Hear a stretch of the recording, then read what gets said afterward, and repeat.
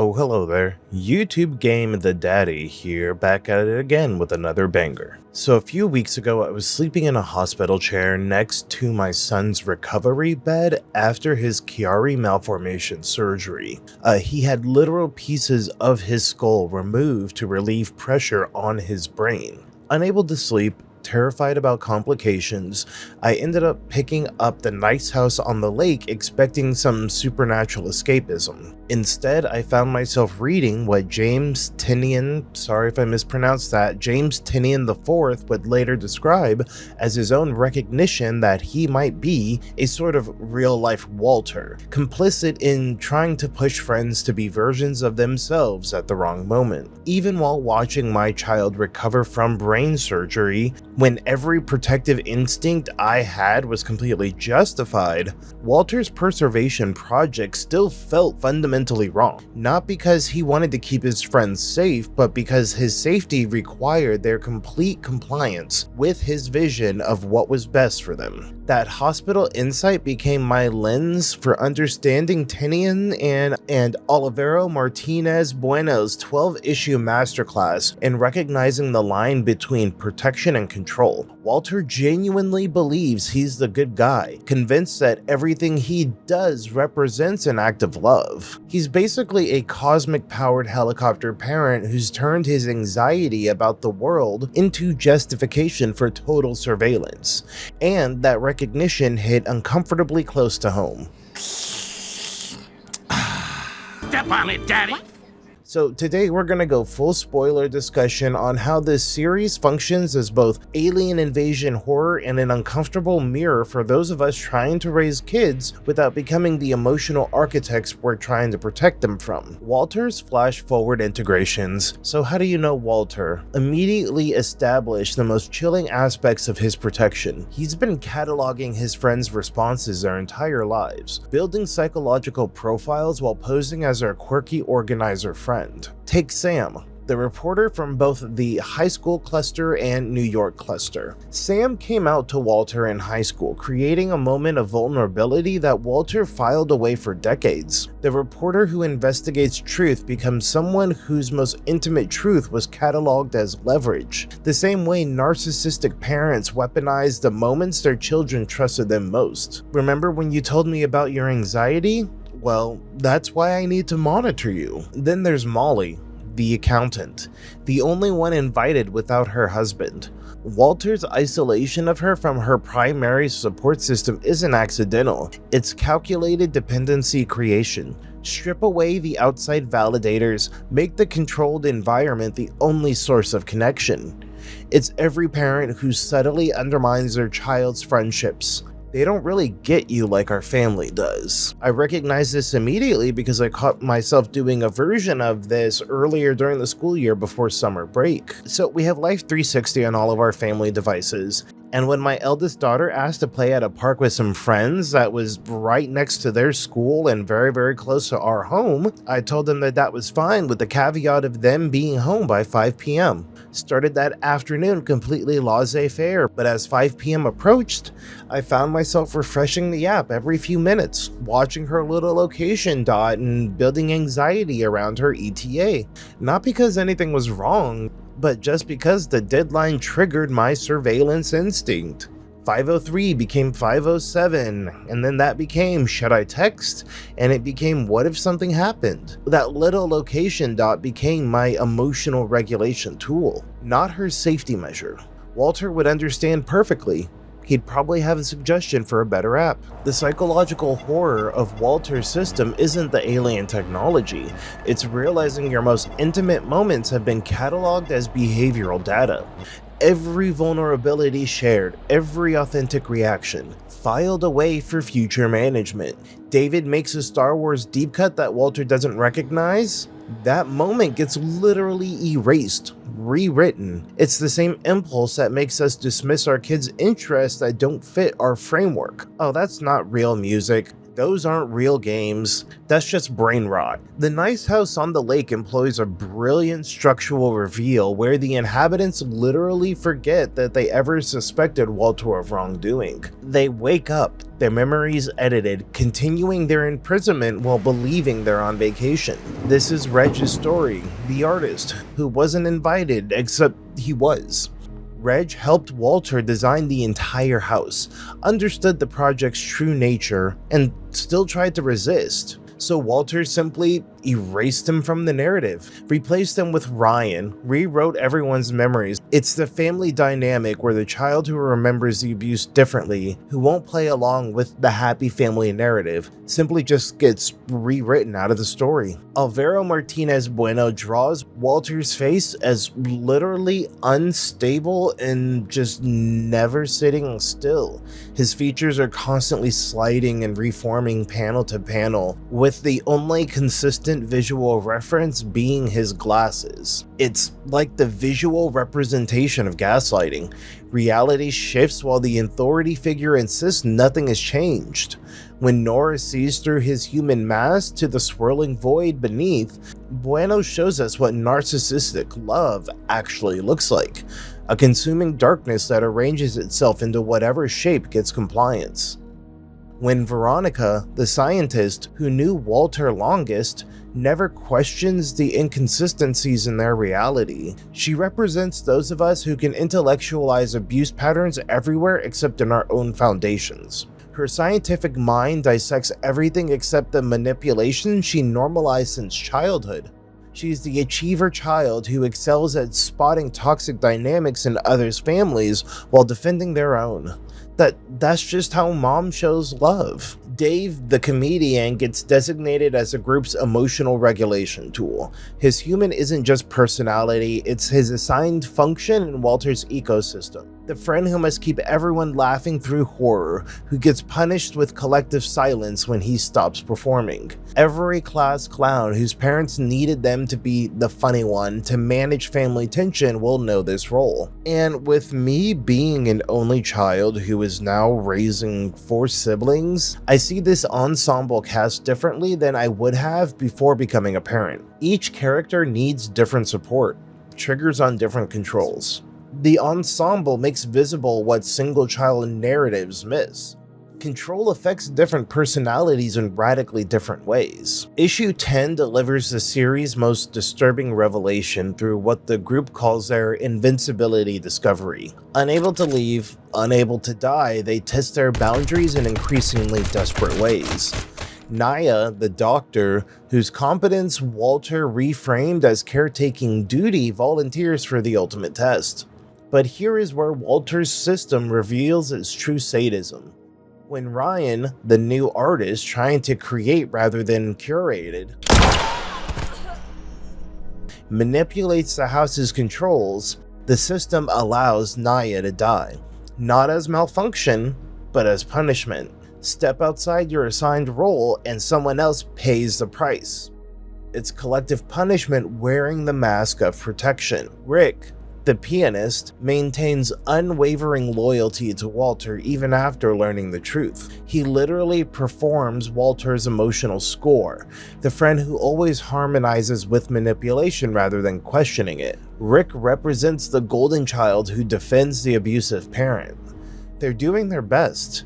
You don't understand the pressure they're under, and at least they didn't abandon us. His attempt to take his own life isn't about escape, it's about proving his dedication to Walter's vision. The invincibility reveals Walter's deepest control. They can't even get to choose their own endings.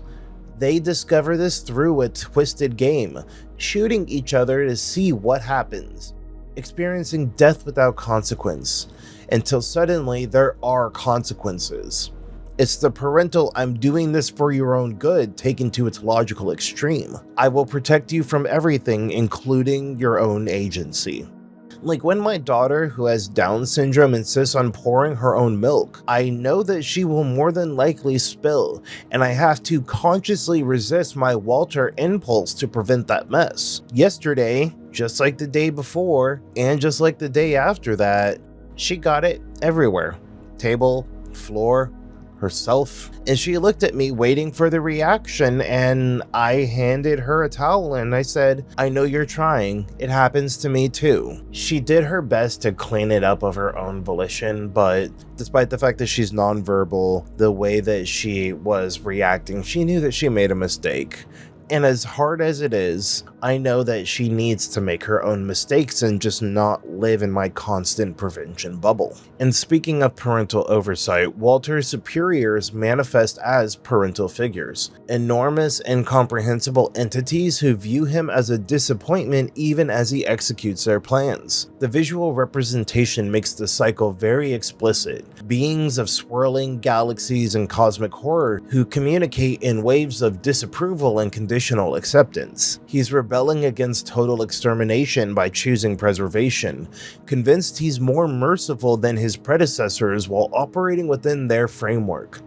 But at the end of the day, he is still denying his friends agency. It's every generation that swears that they will be different while reproducing the same patterns of control with updated vocabulary and better aesthetics. And I think also this grand preservation project in its own way also reflects nerd culture's preservation anxiety really well. Walter assigns everyone symbols, roles, and functions. You're not a person, you're the reporter. You're the artist, the comedian. It's the same taxonomy we use with fans. Casuals, true fans, posers, tourists, gatekeepers will protect authentic community by controlling who gets access, determining which interpretations count as valid, cataloging real versus fake fans. But Walter's friends reject his preservation for the same reason new generations reject gatekeeping. They'd rather risk the community evolving than accept community control. They'd rather the culture change than remain frozen in someone else's perfect moment. This intergenerational trauma plays out more clearly through Nora's transformation. Born Norman, she represents the ultimate test of Walter's unconditional love. In issue number 11, it reveals that Walter couldn't really fully accept her transition. He saved Norman, his high school crush, not Nora. And she recognizes this instantly. You're still looking for the boy you thought you loved, aren't you? Yet Nora becomes Walter's secret collaborator, helping him protect his control system. She's internalized his framework so completely that she helps him build better cages, convinced that managed survival beats honest destruction. And the final issue of this first cycle ultimately reveals Walter's masterstroke. He ended up letting his friends believe they've killed him while he operates invisibly in the background. They think that they've achieved independence while managing themselves according to his design, the narcissistic parent's ultimate success. The group votes to maintain their own imprisonment, convinced that it's their choice. They'll self-monitor, self-restrict, self-punish, all while believing that they are free. Nora, Walter's secret accomplice, guides them to this decision, knowing Walter lives, knowing the cage remains, choosing the illusion of agency over the reality of powerlessness. And this becomes a haunting reality for children of manipulative parents. Even after going no contact, moving continents away, changing everything, you still hear their voice. You make decisions to avoid their imagined disapproval, parent your own children in reaction to their methods, define yourself in opposition to them, which still makes them your defining force. And I catch myself doing this with my own kids, overcorrecting from my single child experience and expectations, by ensuring that they never feel alone, then realizing that I've just created a different cage where privacy becomes impossible. And then we are told the revelation that other ecosystems still exist too.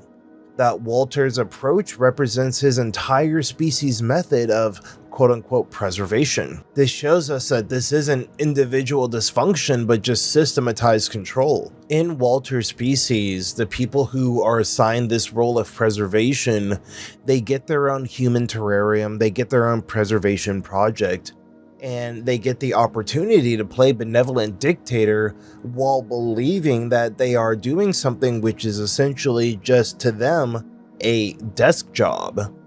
Walter thought that he was rebelling. He thought that he was doing something different because he was also expressing love. but he ended up just completing the same cycle, but just with a different method of madness. It's his own version of generational trauma on a very cosmic scale. Entire civilizations built on the principle that preservation requires control. What makes The Nice House on the Lake effective horror isn't the apocalypse or alien intervention, it's recognition. We've all encountered Walters, we've been Walters, we've enabled Walters. The rotating perspectives demonstrate that no single viewpoint contains complete truth. Each represents a different response to the same control system, and none of them alone can see the full picture. But the series does offer hope through its structure. By showing flash forwards first, we know Walter's friends survive and maintain some core identity despite his manipulations. They're traumatized, they're changed, but they're still fundamentally themselves, even though the truth always has a way of breaking through even the most carefully constructed narratives. The visual moments of resistance matter too. Ryan's yellow coat maintains its vibrancy even in the apocalyptic wasteland. Molly's red hair burns bright against the gray ruins. These color choices, preserved individuality against monochrome control. It suggests that something essential survives even during the most comprehensive manipulations. So when you catch yourself Waltering, because you will, here's what helps, at least for me. You gotta think about which of the archetypes that you're becoming. Are you becoming Sam's Walter, cataloging your child's vulnerabilities for future managements? Are you being Molly's Walter, isolating them from support systems that might challenge your narrative? Or are you being Nora's Walter, unable to accept the person that they're becoming versus who you imagine they'd be? So, some actual practical advice for fellow parents out there for once from my videos. Tonight, instead of asking your kid how was school or their day or whatever, ask them, what's something that you're thinking about that you haven't updated me on, or what's something that's been on your mind that we haven't talked about lately. And then this will be your Walter test. Notice your impulse to follow up with advice or solutions or other related questions, especially if you're a man. Can you sit with their sharing without turning it into behavioral data? Can you just be present without being a presence? When my eldest child is at a sleepover at a friend's house, one of my instincts is always to check on Life 360 to make sure that they're still at the house. I find myself calculating risk matrices, deploying safety concerns, but now I catch myself and I ask, am I being a Walter? And if I am, I try to do kind of the opposite. Text me when you're on your way home becomes more than enough. Text me when you get there. Text me when you're ready for me to come get you. Not because the world is safe, but because their autonomy matters more than my anxiety. The Nice House on the Lake succeeds as horror in another way by demonstrating how control systems create their own logic that feels responsible from inside. Each character's preservation makes perfect sense if you accept Walter's premise that survival justifies any methodology. I think the real tragedy in Walter isn't that he's evil, it's just that he genuinely cannot distinguish between love and control. When he watches his friends through hidden cameras and manages their memories, curates their realities, he experiences this as care. The same way tracking apps feel like safety, advice feels like support, and intervention can feel like love. Understanding Walter's psychology helps us recognize when we're building our own beautiful prisons. Every time that we say, I'm doing this for your own good, or if they ask why and you give them the just because, we're ignoring what good means to the person we're supposedly protecting. And this happens every time we choose their safety over their autonomy, their compliance over their growth, and their survival over their actual living. In the currently running sequel, The Nice House by the Sea, it is kind of exploring the opposite end of this spectrum. It's exploring what happens when the preserved humans are titans of their respective fields, Nobel laureates, Pulitzer winners, Tony recipients. The evolution from preserving random friends to collecting achievements suggests the control system refining itself, becoming more sophisticated. It's the difference between helicopter parenting and tiger parenting. Same cage, different decorations. Our kids are watching how we handle their independence, not just learning about relationships, but understanding what love looks like when it doesn't require submission. They're learning whether trust means transparency or surveillance, and whether care means support or control, whether love means presence or omnipresence. The children that we raise without becoming Walter are the adults who will recognize manipulation disguised as care. They'll be the ones who might choose dangerous freedom over comfortable cages, and they will be the ones who will probably risk authentic relationships over managed connections. The children that we raise that don't end up being the next Walters, they will be the ones who break these cycles permanently and who love their own children without requiring ownership, who they'll protect without imprisoning. Sometimes the most radical parenting act is recognizing the Walter in yourself and then just choosing differently. Not because your intentions aren't loving, but because love that requires the elimination of agency isn't love at all. It's just control wearing love's costume.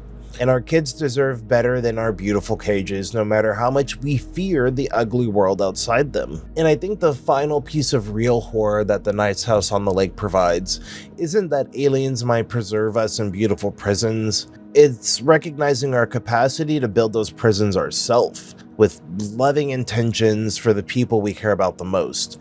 And the real hope isn't escape, it's recognition, resistance, and the very radical act of letting people we love be free, even when freedom means that they might choose poorly, might get hurt, or might become someone that we didn't expect. And that's the test that Walter failed, and the test that we face every day, and that's the test our children are watching us take right now. Oh, hey, kept you waiting, huh?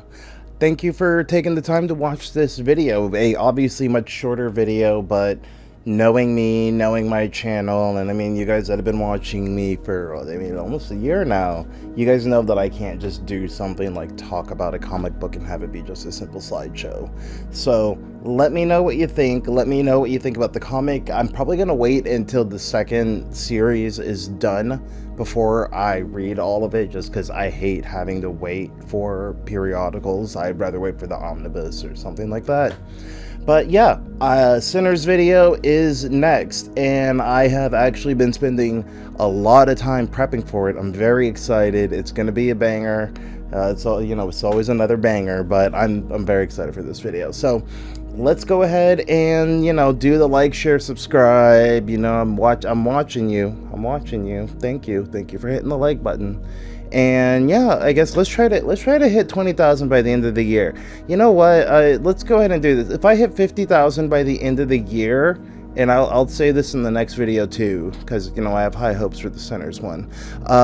If I hit 50,000 by the end of the year, I'll get my first tattoo ever, and I'll probably have to make it something related to the channel.